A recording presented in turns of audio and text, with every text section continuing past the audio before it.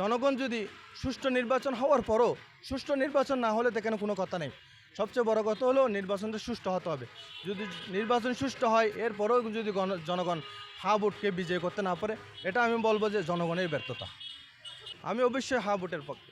আজকে শত শত হাজার হাজার যে আমার জুলাই যোদ্ধারা জীবন দিয়েছে, সবচেয়ে বড় হলো মানে হা ভোটের মাধ্যমে তাদের এই আন্দোলন স্বীকৃতি পাবে। যদি আমি গণভোটে না ভোট দিই তাহলে জুলাই আন্দোলনটা সম্পূর্ণ মানে কোনো স্বীকৃতি পাবে না। এটা একটা অপরাধ হিসেবে পরবর্তী সরকার এসে ওনাদেরকে আমার জুলাই যোদ্ধা ভাইদেরকে মানে অপরাধী হিসেবে গণ্য করবে। সেজন্য গণভোটে হাঁ দিতে হবে কী জন্য? যাতে জুলাই আন্দোলন এটা সংবিধানে স্বীকৃতি পায়। ওনারা যারা জীবিত আছেন তারা যাতে নিরাপত্তা বোধ করে এবং ওনাদের সম্পূর্ণ দেখাশোনার দায়িত্ব যাতে সরকার নেয় এবং আরও সংবিধান পরিবর্তন থেকে নিয়ে কোনো কিছু যাতে জনগণের উপর কোনো সরকার এসে চেপে দিতে না পারে, সব কিছুর জন্য এবং ইসলাম প্রতিষ্ঠার জন্য সব কিছুর জন্য গণভোটে হা ভোট আমাদেরকে দিতে হবে। এর কোনো বিকল্প নেই। এটা অবশ্যই সরকার তো ওনার দিক থেকে সর্বোচ্চ চেষ্টা করছে। আমি ঢাকায় আসার পরে চট্টগ্রামে তেমন একটা চোখে পড়ে নেই, কিন্তু ঢাকার আসলেও দেখতেছি অনেক লিফটে এখানে টাঙানো হয়েছে গণভোট হা ভোট দেওয়ার জন্য মানুষকে উদ্বুদ্ধ করতেছে সরকার। তো সরকারের দিক থেকে সরকার জুলাই যোদ্ধারাও চেষ্টা করতেছে জনগণের কাছে এই হা ভোটের বাণীটা যাতে পৌঁছে দেওয়া হয়। তারপরেও যদি মানে জনগণ যদি সুষ্ঠু নির্বাচন হওয়ার পরও সুষ্ঠু নির্বাচন না হলে দেখেন কোনো কথা নেই। সবচেয়ে বড় কথা হলো নির্বাচনটা সুষ্ঠু হতে হবে। যদি নির্বাচন সুষ্ঠু হয় এরপরেও যদি জনগণ হা ভোটকে বিজয় করতে না পারে, এটা আমি বলবো যে জনগণের ব্যর্থতা। আমরা তো আশাবাদী, কিন্তু আমরা যতটুকু দেখতে পাচ্তেছি এখনও অনেকেই মানে সন্ত্রাসী কর্মকাণ্ড, যে একটা দলের পক্ষে কেউ প্রচারণা করলে বা মাঠে ময়দানে গেলে অনেক সন্ত্রাসী আসা হামলা করতেছে যে তুমি অমুক দলের পক্ষে কেন প্রচারণা করতেছো। এরকম হলে তো আমরা সম্পূর্ণ আশা করতে পারি না, কিন্তু তারপরেও এটা সম্পূর্ণ মানে সরকারের নিয়ন্ত্রণাধীন। সরকার চাইলে সুষ্ঠু হবে, কারণ আমরা ফেসিবাদ যাকে বলি জুলাই আন্দোলনের মাধ্যমে বিতাড়িত করা হয়েছে। গত 17 বছর বাংলাদেশের মানুষ ভোটের কোনো নির্বাচনের কোনো পরিবেশ ছিল না। তো এরকম যদি পরিবেশ এবারও হয় তাহলে তো 100 বছরের মধ্যে এবারের মধ্যে কোনো পার্থক্য থাকবে না। সেজন্য সরকারের সর্বোচ্চ দায়িত্ব নিতে হবে, এটা যেন নজিরবিহীন একটা নির্বাচন বাংলাদেশের আয়োজন হয়। এটা সরকারের সম্পূর্ণ দায়িত্ব নিতে হবে। আইনশৃঙ্খলা বাহিনীর সম্পূর্ণ জনগণের পক্ষে থাকতে হবে, কোনো দলের পক্ষে নয়।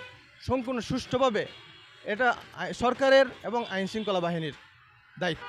বিশ্বাস আছে, তবে ভয়ও আছে। আমি হয়তো আমার কেন্দ্রে একটু বলতে পারবো যে এই কেন্দ্রে কি হবে না হবে, কিন্তু অনেক কেন্দ্রে অনেক মানুষ নিরাপদ ফিল করতেছে না। আমি নিজেও নিরাপদ ফিল করছি। আমার লাগতেছে কি যে না, আমরা সুষ্ঠুভাবে ভোট দিতে পারবো না, বা এজেন্ট কেড়ে নেওয়া হবে, মানুষকে ভোট দিতে হবে না, কেন্দ্র দখল করবে, এরকম একটা ভয় আমাদের হৃদয়ে আছে। তবে আমরা আশাবাদীও। অতীত নির্বাচনের অবশ্যই আস্থা কমেছে, বাড়ে নাই, এটা বাড়ার মতো কিছুই হয় নাই। কিন্তু এবারেরটা মানুষ স্বপ্নও বেশি, আশাও বেশি।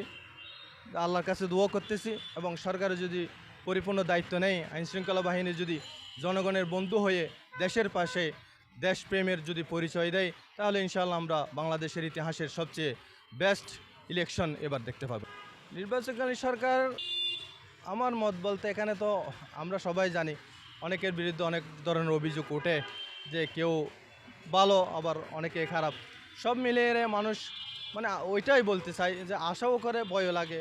আস্থার কোনো প্রতিদান পাওয়া যাচ্ছে না এখানে, বা পাইলেও শতভাগ আমরা নিরাপদ ফিল করতেছি না। অবশ্যই প্রত্যেক জায়গায় এরকম আছে। কিছু কিছু জায়গায় আমার ভাইরা অত্যন্ত সৎ এবং দায়িত্ববান, যোগ্য, কিন্তু অনেক জায়গায় যারা প্রার্থী দেওয়া হচ্ছে ওদের বিরুদ্ধে ঋণ খেলাপির বা ওইটার অভিজ্ঞতা আসছে, তারপরেও ওদেরকে নমিনেশন দেওয়া হচ্ছে বা ওদের জন্য ভোট চাওয়া হচ্ছে দল থেকে, অমুক থেকে। কিন্তু এটা অনেক প্রার্থী অযোগ্য, সেটা আমরা সবাই দেখতেছি চোখে। একই মুখ বারবার নির্বাচনে আসার মধ্যে কোনো অসুবিধা নেই, যদি সে জনগণের পক্ষে কাজ করে, দেশপ্রেমের পরিচয় দেয়, জনগণের উন্নয়ন করে, দেশের ভালো করে। কিন্তু যারা অতীতের রেকর্ড খারাপ, অতীতে দুর্নীতি করেছে, জনগণকে পাত্তা দেয় নাই, দেশপ্রেমের পরিচয় দেয় নাই, দেশের পক্ষে কথা বলে নাই, তারা বারবার আসার মধ্যে তো কোনো ফায়দা নেই। অবশ্যই আমরা যদি তাদের একটু সুযোগ করে দেই, ইনশাল্লাহ তারা অবশ্যই অবশ্যই মানুষের মধ্যে ঘাটতি থাকে, সবাই তো একদিনে আর স্বয়ংসম্পূর্ণ হয় না। ইনশাল্লাহ আমরা যদি সুযোগ করে দিই তারা ম্যাচিউর হবে ইনশাল্লাহ। সবচেয়ে বড় হতো হলো কার হাতে নির্বাচন, এটা হলো আল্লাহর হাতে। মানে আল্লাহ, আমাদের কাজ হলো মানে চেষ্টা করা, নিরাপত্তা মানে একটা মানুষ সুষ্ঠু একটা ভোট হয় মতো নির্বাচনে একটা পরিবেশ তৈরি করে দেওয়া। বাকি কাকে আল্লাহ ক্ষমতায় বসাবেন, যদি সুষ্ঠু ভোট হয় কাকে আল্লাহ ক্ষমতায় বসাবেন সেটা সম্পূর্ণ আল্লাহর ইচ্ছা। এটার ব্যাপারে আমরা কোনো কমেন্টস করতে পারবো না।